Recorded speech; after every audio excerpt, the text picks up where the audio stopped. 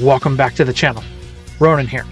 I hope you guys are excited because this is the first official content that is not a collab project for 2023, and it's also going to wrap up the entire series of What If Ash won the Sinnoh League. But before we get into today's topic, I'm going to need you to check out this analytical stat bar right there. Make sure you hit the subscribe and the like button so you never miss another upload from the channel. Now, for today's video, make sure you stay all the way to the end because you're not going to want to miss what happens. But without further ado, let's get into What If Ash won the Indigo League, the epilogue. I hope you enjoy.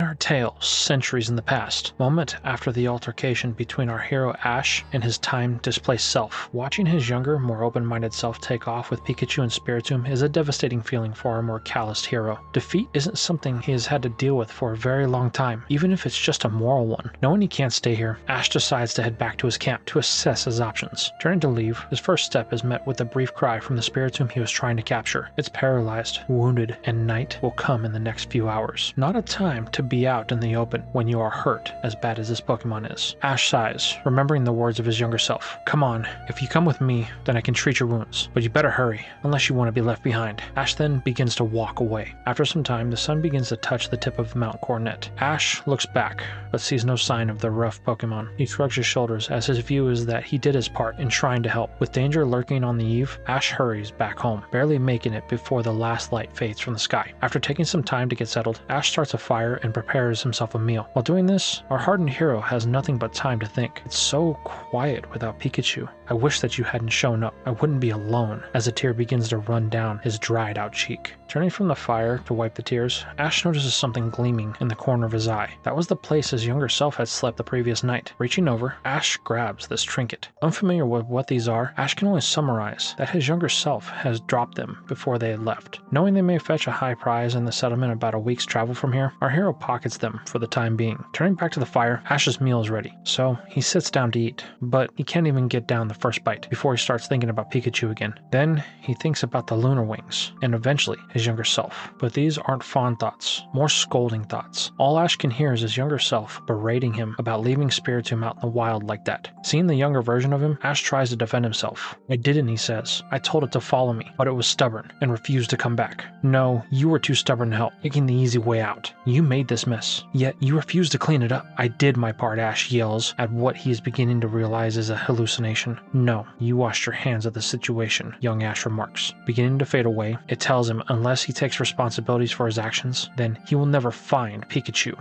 as the illusion trails off. You're wrong, he says. You're wrong. Picking back up his fork, Ash tries to eat a bit of his meal, but he can't. The words his younger self said, illusion or not, have gotten to him. Dropping his food, Ash grabs a jar on the shelf, throws on his cloak, and storms off into the night, leaving the fire still burning. After a few hours of roaming, ducking, and dodging, Ash is within a few minutes of the place that he had left the sadistic specter. But there was a problem. An alpha Pokemon. However, this thing appears a little off. And by off, he means it's much too big to be an alpha. But the longer Ash thinks about it, the more he sees wrong with this picture. That's a Donphan, but that can't be right. Though it's been years, Ash's memory can't be that bad. Donphan don't natively live in Sinnoh, or for that matter, it's past Hisui. Plus, this thing looks all wrong. His Donphan looked nothing like that. Luckily for Ash, the monstrous mammoth has yet to see him, but it's right where he left Spiritomb. Ash begins moving around, looking for any signs that Spiritomb may have moved. Luckily, it doesn't take long for our hero, as living in Hisui has turned him into an extraordinary tracker. With a sense of direction, Ash begins making his way down a game trail that shows signs of the ghost he is tracking. However, just as he begins to lose sight of the monstrosity, an ear-piercing squeal is felt through his being. Turning, Ash sees the reason why Hisui is a place that you don't want to be outside at night. One of the noble Pokemon, said to have the power of the creator himself, the noble Ursaluna, is very unhappy that there is an intruder in its territory, and challenges it to battle. Realizing he needs to move as his time is short, Ash chooses to forego stealth in favor of speed, rushing down the trail as fast as his legs will carry him. Unfortunately, he doesn't make it far, as Ursaluna comes flying by him, slamming into a rocky outcropping just ahead of Ash. Stunned, Ash stops dead in his tracks, only for a thought to wash over him as a tremble begins to work its way up his body. Turning his head slightly, Ash sees the strange Donphan charging towards him, or more accurately, towards Ursaluna. Beginning to regret his choice to venture out at night, Ash jumps to the right, avoiding the charging swine, only hearing a loud crash, followed by the cry that Ash identifies as Ursaluna. But that was the least of his worries, as now our hero hears a sound behind him. eyes glowing in the dark, as he is now frozen in fear. An alpha Vespiquen has locked its sights on him. Knowing he is done if he stays put, Ash begins running, heading for another rocky outcropping. Unfortunately, Vespiquen is hot on his tail, giving attack orders that Ash is barely able to dodge. Struggling to take his lead, Ash sees a cave that just might be small enough to duck into. Pushing his legs to their limit, Ash sprints towards his only choice of salvation, with Vespiquen not far behind. Close to being caught, Ash begins to panic. Luckily, or unlucky, however you want to view it, the fight between Ursaluna and Donphan has spilled over and caught the attention of Vespiquen, giving Ash just enough time to hit the entrance of the cave. Ash watches from the opening as the Goliaths battle it out, but even being outnumbered, the oversized Donphan is still able to take control, causing a lot of damage to both the noble and the alpha Pokemon. Things don't seem good. Ash watches on, wishing that there was something he could do. This Donphan is dangerous. Knowing he has to step in, Ash emerges from the cave, shouting and screaming at the top of his lungs to get its attention. This gives a moment of reprieve to the duo that it had been battling, only for Ash to have wound up in the Titan's line of sight. But this is where Ash's plan ends. He hadn't thought of what he would do beyond this point. Now he is staring down certain doom. Almost to signify this is the case, a dark cloud begins to swirl around the forest that has become their battlefield. Lightning and thunder strike as the Titan barrels down on our hero. Looking grim, Ash faces his certain demise. But as if it was the will of the great Sinnoh, a bolt of lightning descends down, hitting Ash in the chest. This act causes the rampaging beast to stop dead in its tracks. For a second, it looks like this agitating human had been dealt with, until Ash starts to stir, unclear of what's going on. That is, until he sees a large engine of destruction charging his way. Things are not looking good. Still reeling from the paralysis of his near-death experience, Ash tries to pull himself to his feet, but the response of his body is minimal. Suddenly, a sound that Ash hasn't heard in many years catches his attention. It can't be. Lifting his cloak, Ash looks into the pouch where he has held the items that are most near and dear to his heart. His 6 very rusty, very unused Pokeballs. It's faint, but one of them is blinking ever so slightly. However, he can tell this charge is beginning to slowly die. Without a second thought, Ash reaches in to grab this one last light. "Go!" he yells with a blood-curdling cry. The ball pops with the light of freedom as a very hardy, very bulky Pokemon emerges from its now inert prison. Ash can't believe it. The sight before him. "Torterra!" he screams with tears in his eyes. A little confused, the continent Pokemon looks at this human. Remember, it's been years for Ash, while it's only been moments for Torterra since the last time they saw each other. But this confusion is quickly subdued by the charge of this colossal Pokemon. Not willing to turn a blind eye to this threat, Torterra slams its mighty trunk-sized hooves on the ground as an earthquake fractures the ground beneath the mighty beast. Then, Ash commands a leaf storm. The titanic turtle is thrown off by this human. Who is he to command it? Where is Ash? But there is little time for these thoughts as Donphan is up and moving. Realizing that it's the best course of action, Torterra bursts with its most powerful leaf storm it can possibly muster. This hits the Donphan, which should have super effective tendencies. While it does appear to slow the behemoth, it does not stop it. At this point, things are looking grimmer than before. Both the noble Pokemon and Alpha are down, and Torterra, though big in its own right, pales in comparison to this dawn of mammoths. A clash is inevitable. However, luck seems to be on our hero's side, with the time distortion bursting open and swallowing this clearly out-of-place Pokemon. Both Ash and Torterra left dumbfounded. What was that? With the threat seemingly past, both Ursaluna and Vespiquen confront Ash and his turtle. This is looking like another territory dispute, but all parties involved seem to realize that it's in no one's best interest to battle after what just happened. So with a growl and assertive dominance, the two wander off, with a feeling of relief washing over Ash, until he must deal with another very real problem. Torterra is looking at him like he doesn't know him. Realizing this, Ash takes his time, slowly approaching his grass starter. But Torterra is apprehensive at best, wondering where its trainer is. Luckily, the slow and steady approach works for Ash, giving him just enough time for Torterra to assess the situation. While this human looks different, and though it's faint, a very familiar smell lingers in the air, which the turtle picks up on. This very aged human is its trainer, sparking even more confusion on Torterra's part. Then it stiffens as it senses another presence. Ash sees this and turns the direction that his Pokemon is looking. Though it may seem a threat, this is actually the reason Ash ventured out at night. Spiritomb. It stares down the one who attacked it and this new threat, but doesn't move. Ash and it both know that any struggle will cause harm to the ghastly specter, so Ash does the one thing he can do, telling Torterra to stay put. Ash runs off into the bush for a moment, returning as quickly as he left, Ash brings a pile of wood for a fire. He then signals the 2 battle-worn Pokemon to follow him. While Torterra has no hesitation, Spiritomb does, choosing to hold back for its own self-preservation. Seeing this, Ash tells it they will be in the cave at the top of the hill. If it wants to come, he will treat its paralysis there. Ash then heads for the cave, with Torterra lagging behind, kind of sightseeing in this new land that they are in. After some time, Ash is able to get a fire going to hold off the frozen Hisui Knights. It's here that Ash uses the time to get caught up with Torterra, explaining everything that's happened since he's been here. Ash then pulls out his Pokeball, showing them to Torterra. With Pikachu missing and the rest of their friends locked up, they are on their own. But there is hope as Ash holds Torterra's Pokeball. If you can be freed, then the rest of our friends can be freed as well, our hero says with optimism in his voice. But this is short-lived, as the ball crumbles to dust in his hand. That's concerning, he thinks to himself, but this thought is short-lived, as a visitor has made its way to the cave. Spiritomb stands at the entrance, seemingly accepting the invitation that Ash has given it. Saying nothing, Ash stands up while reaching for his bag. This gets a defensive reaction from Spiritomb that triggers Torterra. Ash tells it to stand down. We are not enemies here, as he walks to his patient. Ash begins pulling out berries and a grinding stone, in which he uses to make a paste of some sort to apply to the wounds that will help with any infection that is set in. Ash then pulls out something from his past life, the last type of modern medicine that he has, a paralyze heal. Ash begins spraying Spiritomb down as it winces from the medical treatment, but this is quickly interrupted by the words that Ash says next. I'm sorry that I attacked you. It was wrong. I ignored the truth before me. You were doing nothing but living your life, not caring about anything. There was no proof that you had attacked anyone or anything, and for that, I am truly sorry. Spiritomb just listens as Ash finishes applying the treatment. There we are. You should be good as new in a few days. But until then, I think it would be best if you stick with us until you're all healed up. Spiritomb detests this thought.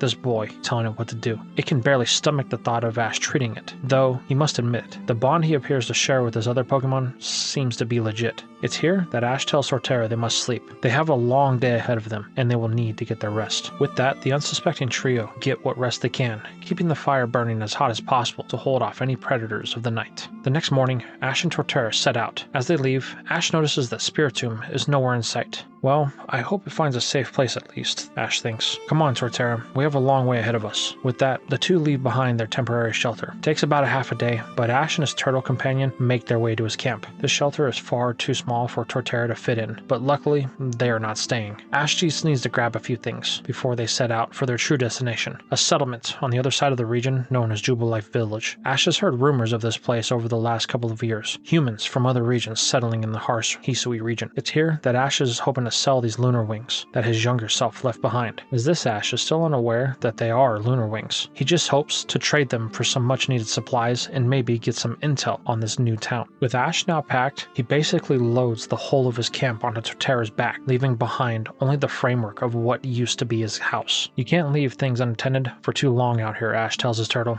Thieves and wild Pokemon will claim it for themselves. It's here that Ash remembers that he still holds the item from the job that he was supposed to complete, the keystone. Man, that old lady is going to be mad when we don't bring her Spiritomb. Oh well, the chances of him ever seeing her again are slim to none. Little does he know, at the very moment of that thought, the same lady is being visited by the one who contracted her to capture the alpha Pokemon. This customer isn't too happy with her lack of results, using his Pokemon that he has managed to capture to lay waste to her house, demanding to know where the ghost is. Eventually, the old lady breaks down, giving the unhappy customer the location of the person she contacted for the job. Very well, I should have to use him then, the strange visitor says as he sets off in the direction that the old lady gave him. Now, we follow up with our hero as he and his pack-mule turtle trek across the unforgiving land of Hisui. The days are long and the nights are dangerous, with both having to stay on guard as they are mostly out in the open. Though the journey is tough, they manage to stay under the radar. That is, until they get to the base of Mount Coronet. There is only one way from this point to Jubilife Village, over, and it will leave them exposed to not only the elements, but the much higher level Pokemon that live at the elevations they will be climbing to. With no other choice, Ash gathers what food he can, and the two set out. It will take a full day if they keep moving with no problems, but Ash can't ignore that Torterra is a walking target. With all of their supplies tied to its back, the continent Pokemon sticks out like a sore thumb. This becomes apparent not too long after they begin the climb. They have reached a point where a divide keeps them from making any further progress. Torterra, however, is the answer here, but it's at a cost. If it uses the move Rock Climb to cross here, then it will attract the attention attention of everything in the area. After consulting his partner, they make the decision to use the attention-drawing move. With a stomp of its mighty legs, Torterra creates the crossing that they need. But just as Ash feared, they have attracted the attention of an alpha of the area, a very angry golem. The rock ball attacks with the rollout. Unfortunately for our duo, Torterra isn't really able to defend them as it is weighed down by all of this cargo. This slows its response as it is hit with the rollout in succession. Ash can do nothing but draw the attention of the Goliath, throwing rocks and anything else he can find. This turns the rage of the golem slowly on Ash. What follows is him running for his life to avoid all attacks launched his way. Unfortunately, this brisk run in the mountain air is short-lived, with Ash finding himself at a cliff's edge and golem to his back. Things aren't looking good for our hero. Torterra is too far away to make any difference here. Ash has no other choice. He turns to jump from the cliff to a small ledge on the other side. Then, something unexpected happens. The once thought inert keystone glows with a ghastly aura as Spiritomb emerges, firing a shadow ball in the direction of the Pokemon. In shock, Ash can do nothing but watch as the two alphas square off. The battle is a brutal one, with each trading equal blows as Spiritomb is still weak from its most recent battle. While it isn't able to exactly win, the ghoul is able to bide enough time for Torterra to finally catch up. With an energy ball hitting Golem from the back, the alpha realizes it's outnumbered, so it decides to retreat out of self-preservation. With the intense battle cry from Torterra, Ash is knocked out of its trance. Spiritomb, I thought you ran off. However, the Spectre doesn't stick around, merely receding back into its stone. Unsure of how to handle this, Ash tells Torterra that they have to move. Night is upon them, and they don't want to be caught outside at this elevation. With that, the two rush to find a cave, clad in ice, much to Torterra's disdain. The night is a cold one. No fire makes it one that many people couldn't survive, but Ash has become accustomed to nights like these, providing Torterra with the essentials to not freeze to death. Though the night is rough, our duo is able to make it through with only little frostbite. With a moving sun caressing the mountainside, Ash emerges from the hideaway. Unfortunately, the snowstorm from the night before has veiled the area in a very thick fog. While this is unfortunate, it does not impede our hero, as with a quick survey of the land, he is able to gain his bearings. With things looking up, Ash and Torterra set out. This Jubilife village should only be about a day's walk from their current position, but if Ash thinks that Mount Coronet is through with him, he has another thing coming. As just on the crest of their descent, Ash and Torterra find themselves in yet another favorable turn of events. Another time-space distortion has enveloped the two. Not good, our hero says. He knows these things usually invite someone want to guess. Unfortunately, he's proven right, as something emerges from the rift of the time-space continuum. Ash watches as yet another monstrosity struggles through the rift. Ash can't believe his eyes. Another mountain-sized behemoth that resembles a Donphan, but this thing looks more mechanical than flesh and blood. Locking eyes with Ash, the iron tire curls, spinning rapidly in the direction of our heroes. Ash tells Torterra to be ready. This thing doesn't appear to have any reason. Ash is right, as the beast charges their way. Knowing they need to throw it off its path, Ash tells Torterra to use rock climb. With a smash of its mighty legs, Torterra slams the ground, causing miniature pillars to jut out from it. But this is actually a bad thing, as the enemy brings its full weight down on Torterra, as it is unable to move in time. This flattens the turtle, knocking it out in the process. Now on his own, Ash pulls out the keystone, demanding that Spiritomb give him a hand. But this time, there's no response. Time is running low for our hero, as Donphan is now within meters of him. With no other option, Ash runs away from Torterra in an attempt to divert its attention of the Titan Terminator. However good his intentions are, one thing becomes apparent real quick. The area to run is very limited, with Ash finding himself at the edge of a cliff with a sheer drop. This isn't good, our hero thinks. Out of options, Ash can do nothing but watch his doom roll toward him. But almost as if he has a guardian deity watching over him, a bolt of lightning strikes at his feet, once again electrifying the area around him. This causes two things. One, the iron tread seems to have picked up some speed, closing in on Ash faster than before. But a very familiar sound can be heard coming from the pocket that he keeps his balls in. One of them has been activated, but just like before, it appears to be losing power. Quickly, Ash throws the ball, knowing he only has one chance for survival. As the ball pops, it disintegrates, and a cry can be heard from the light.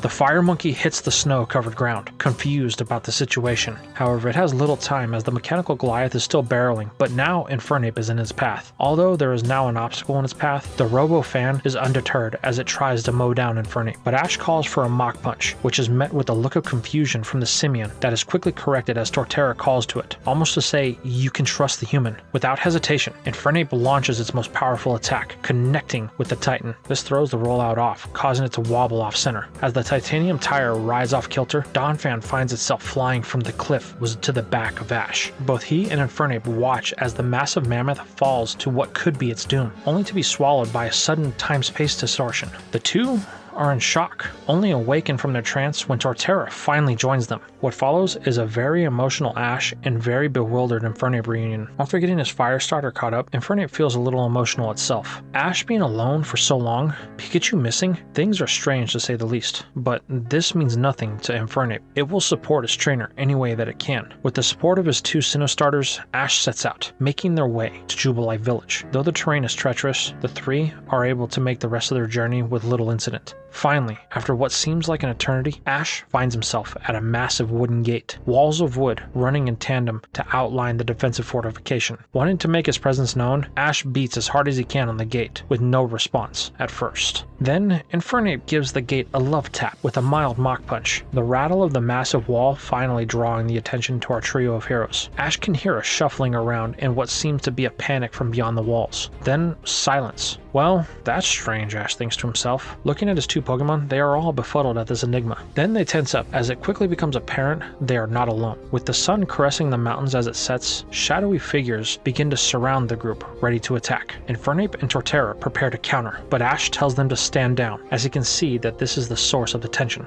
This action, these Pokemon listening to this human, how odd, a voice says. Then one of the cloaked people steps forward to reveal themselves. So, you command these beasts?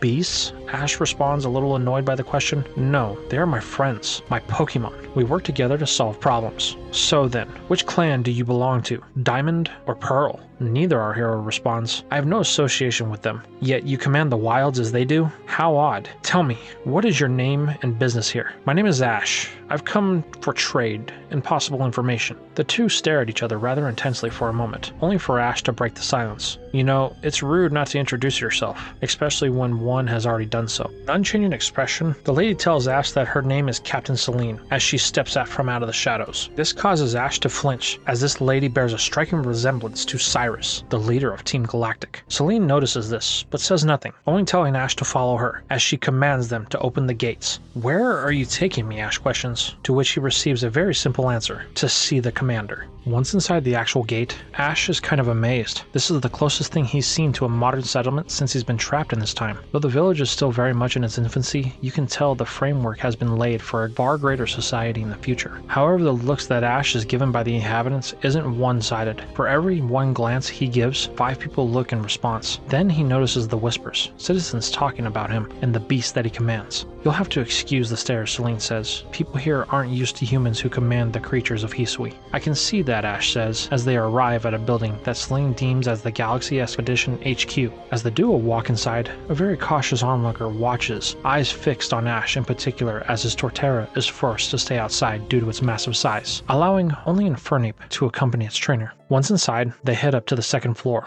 Walking the winding staircase, Celine warns Ash that the commander can be a bit intimidating, so you must stand firm if you wish to be taken seriously. Ash tries to respond, only to be interrupted with a brazen yell that echoes through the building. This happens as they arrive to the room of the commander, who Ash sees scolding a young subordinate at his displeasure of the news that concerns the clans of the Hisui region. The scolding is only interrupted when Celine informs Kamado that they have someone that he may want to talk to. The only thing that prevents a tongue lashing to Celine is the sight of Infernape at the side of the mysterious man. Kamado is clearly uncomfortable in the presence of this creature. With an uneasy tone in his voice, the mustache-clad man demands to know why Celine has brought a wild animal into his base. Well, sir, this wild animal is actually the reason it appears this man has complete control over the beast. Is that so? The commander says, still with a hint of fear. Yes, he commands not 1, but 2 creatures. While the 2 converse, Infernape and Ash just watch confused at this engagement. How could these 2 talk like they aren't even present? But they don't have to wait long, as Kamado seems to have worked up the nerve to address Ash directly.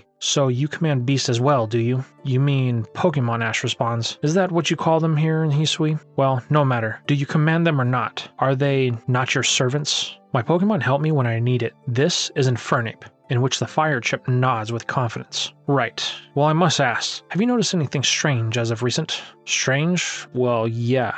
I've noticed some strange Pokemon, far bigger than any of the alphas or nobles of the region, that have begun to appear. And come to think of it, they are not indigenous to the region of Hisui. How would you know whether or not they belong to this region? Let's just say I've traveled outside of Hisui, so I've seen my share of the world. Kamado stares intensely at Ash and his Pokemon, as he calls it. So, do you have the guaranteed loyalty of this so-called Pokemon? This is where Ash shows that he is not the same kid that we know, as he reveals his more callous side. Listen, Kamado was it? I've been here in Hisui for the better part of 20 years. There isn't much I don't know about the terrain. There are few I trust, including you and this settlement that you have established here. If I wanted to force my way in here, I could have. My Infernape is more than capable of breaking through that pathetic excuse of a gate. This statement causes the fear in Kamado to return as the old tree stiffens at Ash's words. But I'm not here for a fight. I've only come to trade, to see what supplies I could get here, nothing more. With the tension now thick enough to cut, Kamado speaks in a tone to maintain his rank and position of power. Well, I'm glad that I don't have to use force. That's the last thing we are trying to do here in Jubilife Village. Well then, it seems we are done, Ash says. So, I'm going to go make my trades so we can be on our way. Ash then turns, only for Kamado to ask him to wait. You seem to be as capable as you claim. I would like to ask for your assistance in an important matter that needs someone familiar with the wilds of this land. Sorry, but I don't do favors, Ash says, as he tells Infernape that they are leaving.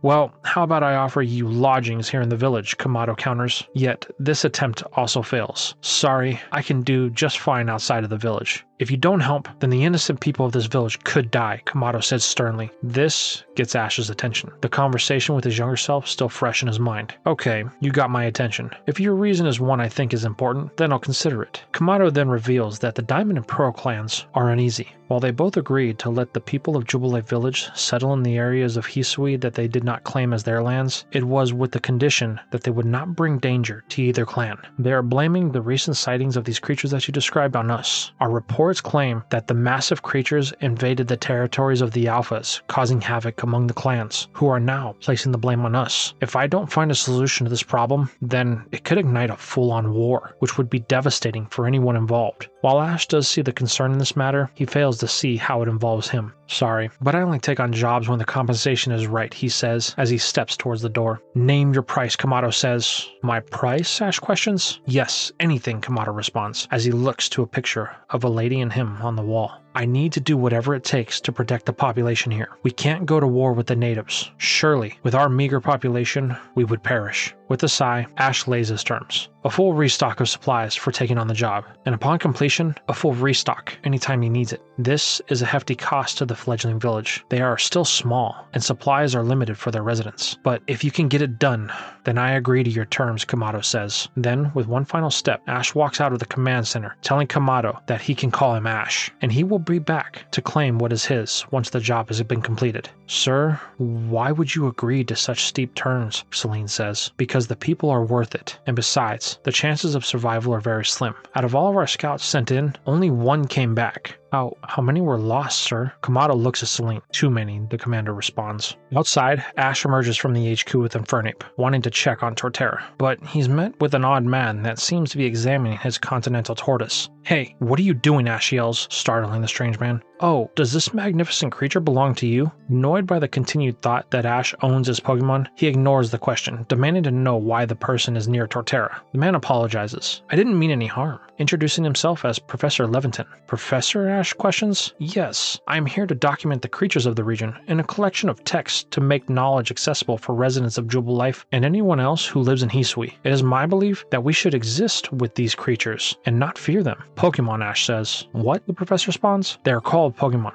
short for pocket monsters. That's it. It makes perfect sense. That name would go great with these capture devices that I've developed to hold the Pokemon. Then I guess I'll call these Pokeballs. So are these Pokemon your companions, Leviton asks? They are, Ash responds. I've known them for years. I would trust them with my life. Do you have more than just two, the doting professor asks? I do, but what? It's complicated, Ash responds. They're inaccessible right now, being very vague to the reason why, as Ash has kept the knowledge that he has of the future a guarded secret since being trapped in the past. Well, it must be hard to travel with so many companions, Leviton says. Here, take these, handing Ash 6 very odd yet very clearly a type of Pokeball. You can use these to hold your Pokemon so that they don't tire when traveling. They will be of great use to you, I promise. "Thank you," Ash says, unsure on how to respond. Professor Levinton then asks Ash if he would like to come inside to his lab. There are many things he would like to show him, but before Ash can respond, he is interrupted by another person who seems to be watching from the shadows. "Professor,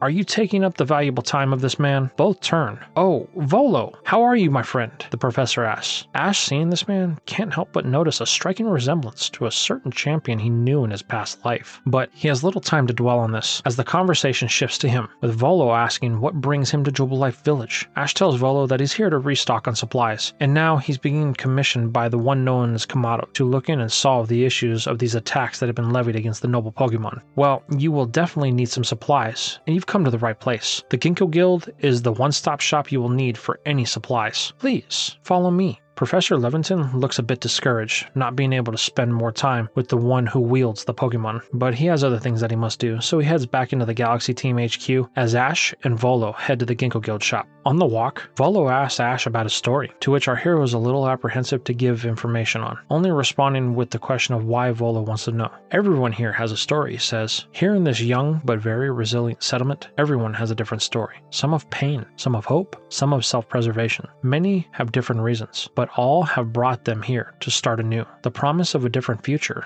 is what keeps them going." "Well, my story is a little different. I have no concern for the future," Ash says. "Not until I recover what I've lost in the past." "What is it that you've lost?" With the tone of a broken yet hardened soul, Ash says, "Everything." "Well, here," Volo says with a little unease in his voice. Realizing he still hasn't used the gifts that the professor gave him, Ash turns to Infernape, thinking about the time that they've spent apart. He reconsiders the thought that was going through his mind, telling it and Torterra to wait out here. He will only be a minute. Once inside, Ash gets the grand tour from Volo, but Ash has little patience for small talk. He has a job to do, so he needs to get moving. Ash begins picking out the items that is needed, quickly stacking up a bill that the shop has never seen. Volo inquires how Ash intends to settle this tab, only to be informed that Kamado will be taking care of it, as it's part of the contract with him. "Oh, well, I guess we will send this to the HQ then." This is where Ash meets the head of the guild, Ginter. He's surprised with the list of things Ash has requested. "These are some very rare items you request." "What, you don't have them?" our hero says. "No, it just took a lot to require them." Once the transactions are completed, Ash loads up Torterra with their new supplies. "Sorry, old friend, I know it's a lot." But Torterra just smiles. "This is nothing for it." Ash smiles, glad to at least have two of his friends back. It's here that Volo asks if there's anything else that Ash needs. "Yeah, information," Ash says. Volo tries to answer, but one of the binds on Torterra comes loose, allowing for some of the supplies to fall off its back towards Ash. Luckily, Infernape is able to push our hero out of the way, avoiding any major harm, but Ash gets knocked to the ground, spilling the things from his bag out. A few things catch Volo's eye here. Some very old and rusted orbs, 4 of them to be exact, and the keystone that conceals Spiritomb. Helping Ash up, Volo tries to gather the items that spilled out, but Ash is quick to stop him, grabbing at the case and balls with priority. But the keystone, he doesn't show the same urgency, which Volo notices. Ash looks at Volo as he holds the keystone. "As I was saying, while these supplies may be free, information is another matter. That will cost you." "Well, what's your price?" Not wanting to be blatant, Volo starts small, asking for the case that fell out, or the orbs that Ash has. But Ash declines immediately, saying that they are not for trade. But he then offers up the lunar wings, in which Volo eyes down. Those are enticing. I haven't seen them in a long time, but I have no use for those lunar wings. Lunar wings, Ash thinks, but only for his thought to be interrupted when Volo suggests, "How about this?" holding up the keystone. Looking at the stone, Ash asks if he's sure that's what he wants. "Well, yes, I am a collector of rare and unusual things. This stone fits that build." "Well, I guess it would depend on if your information is of value," Ash says, failing to mention that there is a Pokemon inside of the stone. "What do you want to know?" Volo inquires. "These Pokemon attacks that have been happening. Where are the areas that they have occurred?" "You are in luck, my friend." Volo then pulls out a map of Hisui. "This map is one that I've made of all the recorded attacks that have happened in the last week." Ash knows this is something he needs, but will Volo part with it, he thinks. "Well, you know that keystone is very special," Ash says. "I've had it for a long time, and I don't know if I can part with it unless I can have the map." Volo, playing hard to get, tries to bargain, trying to conceal his desire for the stone. However, they eventually come to an agreement that Ash would give the stone up for the map and access to the Ginkgo Guild's remote outposts if he needs them. With the deal done and that Spiritomb no longer his problem, Ash prepares to head out, but is stopped when a thought crosses his mind. Ash turns to Volo. I know our deal is done, but I do have one more request since you know the region so well. Happy with your deal, Volo tells Ash that he may have more info. Ash then asks if Volo is familiar with the Pokemon known as Pikachu, showing a crudely drawn picture that Ash had made some years back. Yes, I've seen that species around the region before, but they are very rare. This is known, Ash says. I've seen them myself, but I'm looking for one in particular. I'm in search of one that knows the attack known as Volt Tackle. Ash then describes what it looks like, using Infernape as an example in its Flare Blitz, telling Volo that it would be just like that, only an electric version. Volo thinks long and hard, seemingly with no answer in sight. Ash eventually tells him to just forget it, but Volo answers that he had seen something like that recently. Then he tells Ash that it was near one of the attacks that he had recorded on the map, a place that is simply known as the Garden. Volo then points to the area of the map. Ash remembers that area from his past experiences. A vague memory of two musical towers echoes in his mind. With that new information, Ash thanks Volo, asking what he owes for it. The merchant simply smiles. This one is on the house, but don't expect any more freebies. Ash smiles, thinking he may have finally found a friend for once, as he sets off to the first encounter on the map. Little does he know, the information that he was given may not be as reliable as he hopes. At this point, we fast forward about a week, with Ash coming to the first area on the map. This area is one Ash knows far too well, the forest that is under the protection of Lord Cleavor. There is an unspoken law of the land of Hisui. Stay away from the territory of the nobles or face their wrath, so they must tread carefully. Luckily, they are able to make it into the area relatively unnoticed. Ash is beginning to notice signs of a Pokemon that isn't familiar with the area. Having been in Hisui for the better part of 20 years, Ash is a well-adept tracker, so he can spot the tracks of a Pokemon knowing instantly who it is. But this track belongs to something not native to this area. Unfortunately, it seems the game trail makes its way deep into the area, which leads to the tree that the noble calls home. With a sigh, Ash tells his two Pokemon to move. Light is fading, and they can't be exposed after dark. Our trio is able to make its way safely through the forest, but are forced to make camp due to the low level of light. Starting a fire, Ash begins to hunker down for a long and cold night. After a meal and some relaxation, the group begins to feel a bit at ease. Both Torterra and Infernape look at Ash, as they haven't fully come to terms with the events as they truly are. They were both locked up for 20 years, while Ash was forced to endure this by himself. They can see that time has not been kind to their trainer, and it shows. But this isn't something they can change. All they can do is be there for Ash, in any way that they can. Few hours pass, and we are now in the dead of night. The fire is raging to help fight off the cold, but Ash and his friends have made themselves comfortable. Unfortunately, this calm is quickly interrupted when soul-piercing yellow eyes appear in the dark. This catches Infernape's attention as its flames flare. With Ash and Torterra now alerted, they ready themselves for an attack. As an odd-looking Pokemon emerges from the shadows. Ash has never seen a Pokemon like this before. The odd-looking bug slithers its way to the fire, almost like a primal urge is calling it. A bug type? Not afraid of fire?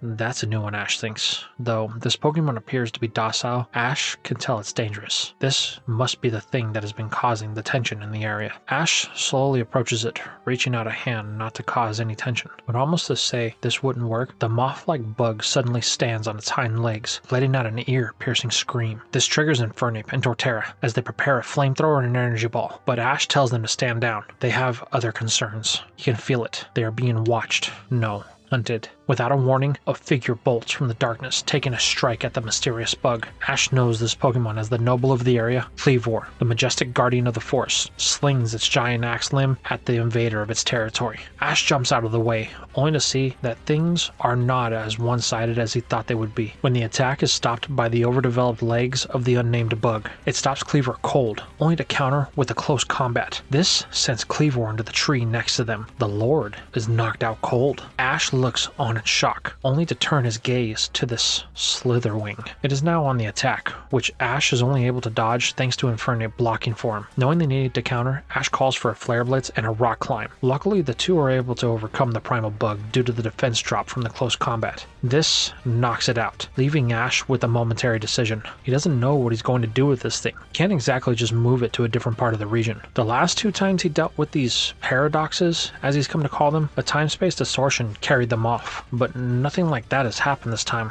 It's then Ash remembers the Pokeballs that Leventon gave him. With no other options, Ash throws one of the balls. Though he is unsure that it'll work, after 3 familiar shakes, the ball secures its capture, allowing Ash to grab it. This is heralded by the awakening of Cleavor, who realizes that the threat to its territory is gone. The stern look at Ash, almost to say, "Don't overstay your welcome," the noble disappears back from the darkness in which it came, leaving Ash to breathe a sigh of relief. With that, the night slowly fades to morning as Ash assesses the options. The places that Volo said Pikachu could be is very close, but the next noble that was said to be attacked is out of the way of that. With his own self-interest his priority, Ash makes his way to the area he thinks that he knows where he could find Pikachu. Alas, like so many times before, the information is a dud, as this is just a field on a lakeside. With one final glance, Ash decides to move on to the next area of the map, deciding that the only thing he can do is to catch these Paradox Pokemon to stop the rampaging nobles. However, from the shadows, a mysterious force watches this human who dares intrude in its territory, but as the human leaves, it chooses not to act, for now at least. The next few weeks are spent with Ash and his Pokemon confronting the invasive Pokemon that have upset the balance of Hisui. Against the noble Lilligant, Ash is forced to battle and catch an odd mushroom that he has come to call Brood Bonnet. Against the Fire-type noble Arcanine, Torterra is able to end the reign of a Pokemon that Ash has come to call Iron Moth. In the north, Ash must calm the noble Epilogue and its new mortal enemy, the Magneton-esque Pokemon Ash calls Sandy Shocks. This just leaves the last location on Mount Coronet itself, the location of the noble Electrode. While the last few weeks, the battles and captures of these Paradox Pokemon have been rather easy, Ash finds this one rather difficult, as deep in the territory of Electrode, a monstrosity has made its home in the lair of the noble that has caused the Diamond Clan to begin preparations for war against its sister clan of Pearl. Ash arrives to a scene of carnage, as the noble Electrode is in a battle with a ferocious mechanical beast. Try as it might, Electrode cannot defend its territory, losing every exchange. With exhaustion setting in and a final attack launched, Electrode is in a dire situation. Luckily, Ash is able to interject with Infernape and Torterra. Though the numbers are in their favor, Ash is finding it hard to get the upper hand in this battle. Infernape and Torterra both appear to have the type disadvantage here. This is further compounded by the fact that it appears to be gaining stimulation from the electric terrain that Electrode exudes naturally.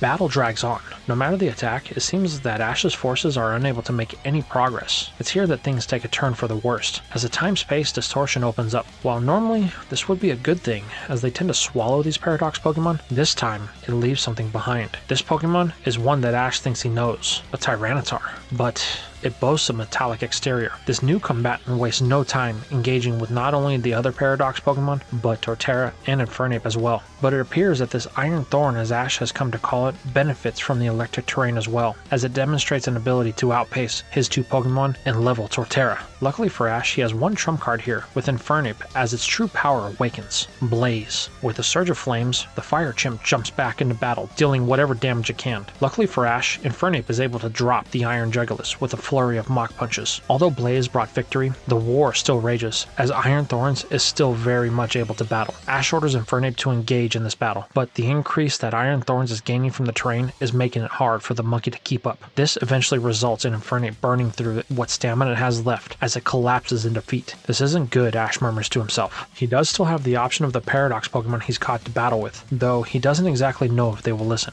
Ash hasn't exactly released them from the ball out of fear of causing a frenzy among the nobles again, but he's seriously considering it now. That is, until the same time-space distortion that brought the Iron Thorns here sends a bolt of lightning in Ash's direction, striking our hero once again. Ash doesn't even need to guess what this means, as he opens up his bag to see one of his rusted balls blinking. Wasting no time, Ash throws it, hoping what's inside will be able to do the trick. Luckily for Ash, this one will be able to provide the best chance. Gliscor. The Flying Scorpion emerges with the same confusion of Ash's other Pokemon, but it's able to catch on to the basics when it sees Infernape and Torterra both down, and a strange opponent rushing it. Without a command from Ash, Gliscor takes to the sky, evading this new enemy. Then it connects with the next scissor, driving back the metal behemoth. This is where Ash cuts in, telling Gliscor that's not enough. They need to hit harder. Gliscor, a bit thrown back by this human it doesn't know, hesitates, allowing Iron Thorns to land a Stone Edge that drops the Scorpion. Gliscor shakes off the hit, trying to piece together the whole picture. Then, this is where Torterra and Infernape yell at it, basically telling it to trust the human as it's their trainer. Trusting its friends, Gliscor takes back back to the air as Ash calls for it to climb as high as it can. They need to put everything they have into one hit. Doing so, Gliscor eventually disappears from sight as Ash calls for it to dive and put everything it has into a steel wing. With a blur, Gliscor executes the strike before Iron Thorns could even react, dropping it. Wasting no time, Ash deploys his last 2 Pokeballs, catching both of the Paradox Pokemon before they can have any time to recover. As they accept their new confinements, the time-space distortion dissipates, leaving Ash and Gliscor to catch up, but they can't do it here. The Diamond Clan isn't too fond of outsiders in the territory of nobles, and with Electro looking the way it does, he doesn't want to be present when they show up. With the urgency of their trainer, the now quartet leave the area to find an area to lodge in for the night. Finding a snug cave that everyone can squeeze into, Ash builds a fire, and then fills in Gliscor on everything that's been happening, which is backed up by both Torterra and Infernape. Now that they can actually rest,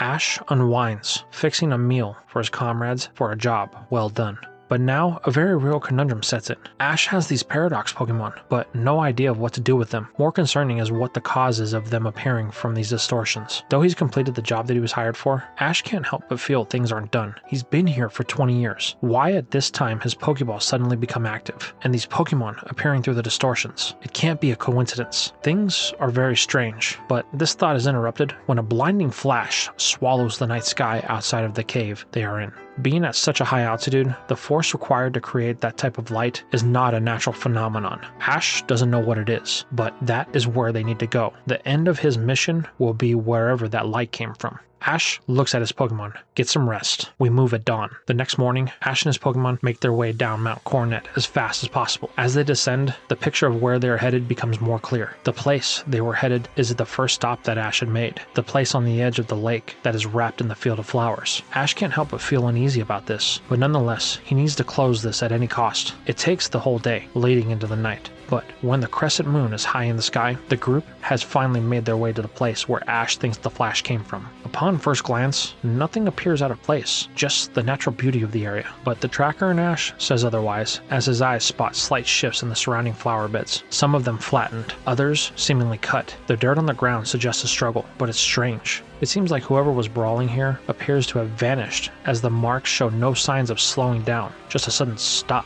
Ash has never seen anything like this before. The area feels really uneasy, like a malevolent presence is in the air. But with nothing here, Ash can't do anything. So again, he decides to move on, but as he turns to leave, a force can be felt. As from a shadow, a Pokemon he is very familiar with emerges, thrown to the side like a weak child. Darkrai, he says, running to its size. It is very injured, struggling to stay afloat. Ash tries to talk with it, but seemingly its gaze is fixed on the portal that it emerged from. Then, Ash feels it. Something coming. Just then, another Pokemon emerges that looks very similar to a Gallade, but this thing appears to share the qualities of some of the Paradox Pokemon, mechanical in nature. It's here that things become clear. That flash was a time-space distortion, and this thing is what came through. This Iron Valiant, Ash has deemed it wastes no time attacking Darkrai, paying no mind to Ash or his Pokemon. Knowing he can't let this continue, Ash orders Infernape, Torterra, and Gliscor to defend Darkrai. Though they are strong in their own right, they appear to be no match for this opponent, as all of his mons are knocked aside. Then, to add insult to injury, another, much more menacing dragon-like Pokemon emerges from the portal of darkness. With a Dragon Rush, this new enemy launches its attack at Darkrai and Iron Valiant. Ash recognizes the similarity of this dragon and the one known as Salamence. They are close, but this one is far more aggressive. It even begins scorching the land, attacking Ash and his Pokemon. The only thing they can really do is defend themselves, and Ash, leaving Darkrai to defend itself. Ash orders his Pokemon in. They can't let the fighting continue. Infernape takes on Iron Valiant, while Gliscor and Torterra take on the Roaring Moon. They do their best, but can only distract the two. It is here that Darkrai realizes there's only one way to stop this. It charges the biggest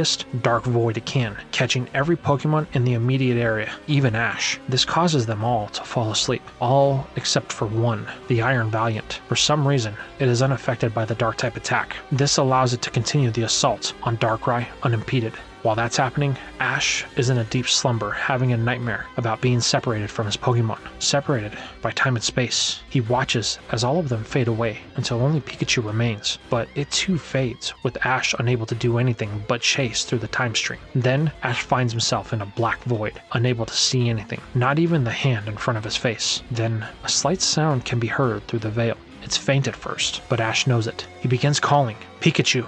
Pikachu, but no response. However, a warmth can be felt. Strange, Ash thinks, as the black scape is swallowed by light, and he awakens to the devastation that is being handed to Darkrai. Shaking off the haziness, Ash can still feel the warmth that he felt in his dream. Reaching into his bag, Ash pulls out the lunar wings. They are glowing. This is his chance, exposing his Pokemon to the effects of the wings. With everyone now awake, Ash has one final idea. They have no choice. If this Iron Valiant won't stop and he can't catch it, then they need to end it. This request shocks his Pokemon. The old Ash would have never said something like that, but this Ash is more realistic than optimistic, and he knows that there's no other guaranteed way to end this. Reluctantly, the 3 remaining hopes ready themselves. However, almost to say that this isn't the right way, another flash opens up a distortion. From it, another bolt of lightning comes through, striking Ash. Then, a familiar sound happens. His last 2 Pokeballs are active. Ash wastes no time, throwing them, releasing both Staraptor and Buizel. What follows is an all-out assault, with now Ash commanding his Pokemon to subdue Iron Valiant. His plan is to get it and Roaring Moon to the time-space portal. Thus, the struggle begins. Ash's team working together gives him a feeling of optimism that he hasn't had in a long time. Darkrai watches as this human works to protect it. Wanting to help, Darkrai musters what strength it has left and charges the Iron Valiant. However, the future knight refuses to go down, striking with a blow that seems to affect the distortion, making it unstable. Then, suddenly, the group finds themselves being pulled into the distortion, along with any trace that they were ever there, as it closes behind them. Now in the time stream, Ash begins to panic. He can't lose his Pokemon again, but one by one, Ash watches as everyone drops off into the timeline. First Iron Valiant, then Roaring Moon, followed by the very injured Darkrai. Then, one by one, his Pokemon, till it's just Ash, alone and afraid. Ash tumbles through the timescape, lost in his own thoughts. He can't believe it. Not again. Why does he keep losing everything he holds dear? Ash is wrapped in such a thick layer of self-pity that he almost misses something. A faint but very familiar call. Pikachu? Then, a cry gets louder as Ash speeds through the vortex of energy, until it's like Pikachu is right next to him. Moving on faith, Ash uses all of his strength to force his exit right at this point. In a flash, Ash is veiled in a blinding light. Once he can finally see again, Ash is met with the sight of his Pokemon. They are all okay. Helping their trainer up, Infernape points Ash's gaze in the direction in front of them. Though his vision is blurred, a familiar yellow shape stands before the group. Pikachu! It then runs, jumping into Ash's arms. As his vision focuses, Ash begins to think he's hallucinating. Pikachu, he says, choking back tears. Is it really you? The mouse nods, rubbing against his trainer. But how? Where? What? I believe I can answer, a voice echoes through the hallowed hall. Looking up, Ash sees a very familiar presence. Arceus? Yes, Ash, it is I, the creator. Everything you see before you, I can assure you is real. You are not going crazy. What is going on? Is this my Pikachu? How did it get here? Ash, I need you to calm yourself. I will answer all your questions. This is my personal realm. This is your Pikachu. It has been with me the entire time. Well, why would you keep it here? It was not by choice, Ash. I'm sure you have noticed that recently things have been going out of balance, with those Pokemon showing up and the time-space distortions opening uncontrollable, correct? Yes, I have. It's becoming dangerous to go anywhere. Well, I can assure you, the ancient past of Hisui isn't the only place that it's happening. Across the multiverse is a problem. Time and space are falling apart at the seams. Well, isn't Palkia and Dialga in charge of time and space? Why can't they fix it? It's not that simple, Arceus responds. My power is being blocked. I cannot reach out to any of my creation trios in any universe. I have tried to leave, but something is preventing me from leaving my realm. For whatever reason, I am trapped here. Your Pikachu has been as well, only able to view you from afar. You've been here for 20 years, Ash questions. Pikachu confirms, nodding. Arceus goes on to explain that somewhere in the multiverse, something is preventing it from sending energy into the multiverse. If Arceus can't do this, then slowly, one by one, universes will start to collapse, until all life ends. Then, Arceus pulls the Hisuian Pokeballs from Ash. These are the source of the disturbance, the creator says. Their aura is altering the effects of time travel. Then, in a flash, the balls are gone.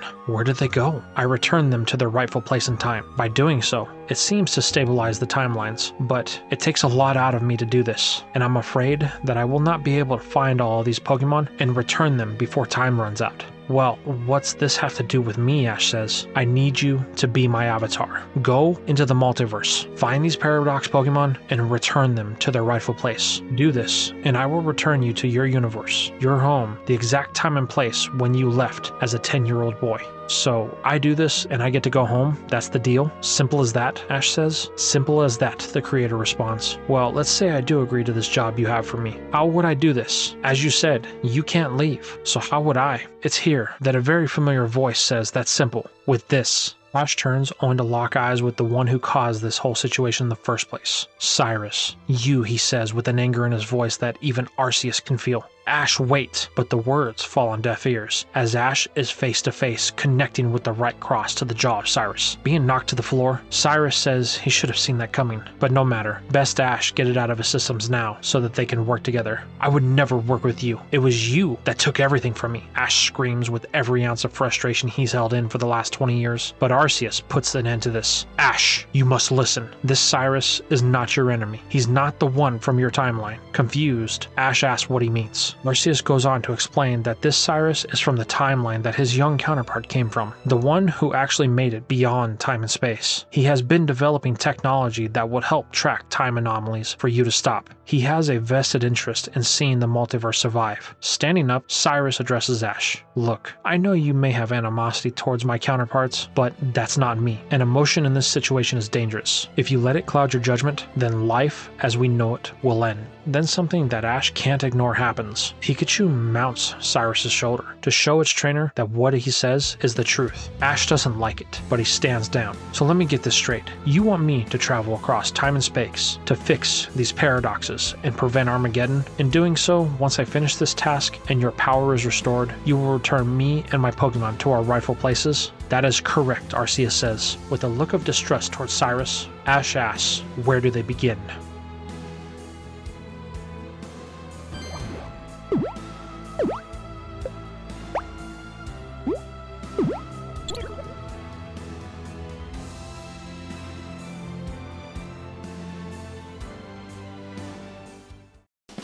And that's all we have for What If Ash Won the Sinnoh League, the Epilogue. How did you guys feel about this one? Did you guys think we wrapped everything up with a nice, neat bow? How did you feel about Ash getting to reunite with his team and the introduction of Paradox Pokemon into this universe? What do you think about Ash having to work with Cyrus? Does Cyrus have some other motives that Arceus doesn't know about yet? And, of course, how do you feel about Ash becoming an avatar for Arceus to go out into the multiverse? Let me know in the comments down below. And if you enjoyed the content, don't forget to support me on my other platforms. Maybe head on over to the Discord if you're looking for help in creating your own projects or stuff like that, or if you just want to hang out with people. Or follow me on Twitter. Sometimes I post things there that are behind the scenes that you may get a chance to see everything. Or you could head over to one of my other donation sites like Patreon or becoming a YouTube channel member. For only $5 a month, you can get up to a week's early access to all my content, or you'll also get access to exclusive content that I'm putting there, like what if I wrote the Pokemon anime? And I promise you, this is something you're not going to want to miss. But with all that being said, it's time to sign out the best way we know how, by thanking the sponsors, the patrons, and the YouTube channel members. Nickel ASTD, still there, 123, and Chris Collins for our YouTube channel members. Then, for Patreon, we have Silver Heart Soul, Robert, Vegito Gaming 78, Andrew McCartney, Holosif, Julian Rodriguez, Ruben Watson, Lord Explosion Murder, Assassin 139, Flyer 943, Shadow Dragon, Cabing Knight, Kevin Atren, Drax, True Volt, Adrian Carr, Dino King, Dalen Silva, Fox King, Warney Taylor, Plus Ultraman, Mega, Mike Logan, Eddie, Kendall Green, Earth Dragon, John Larson, Forbidden Super, Dylan Nicholson, Gerald Smith, Normandy 1998, Chris Slackman, The Shadows, Trainer Rad 164, Robo, Johnny, Brad 1, Adam Jimenez, Ifosa, Amid, Indigo Saturn 64, Kevin Malula, Chris Collins, Nicholas Onthank, Christian Anderson, Thomas Watson, Justin Ray, Stephen Foot, Gray Leo, Irving 14209, and Nathan Perry. Thank you all very much for watching the video, and thank you for all the sponsors and helping us get the 10K project completed. I will see you in the next video.